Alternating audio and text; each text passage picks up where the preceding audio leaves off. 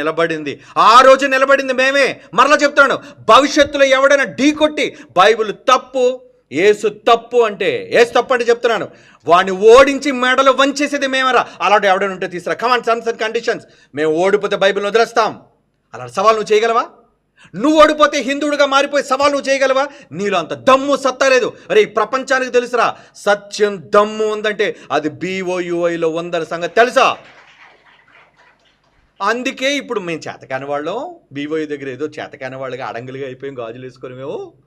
కనుక ఇప్పుడు BOI మీద బురద జల్లాలి అంటే చెప్పిన రెఫరెన్స్ల కౌంటర్ ఇవ్వడం చేతకాని వాళ్ళు మాట్లాడబడిన మాటను వక్రీకరించేసి ఏదో చెప్పేసినంత మాత్రాన hey it's my foot, it's my left foot, I don't care, అసలు పట్టించుకోరు. ఎందుకంటే చెప్పాను కదా, సింహాలు ఆల్రెడీ మోగ కుక్కలు మొరుగుతూనే ఉంటాయి, బౌ బౌ బౌ అని.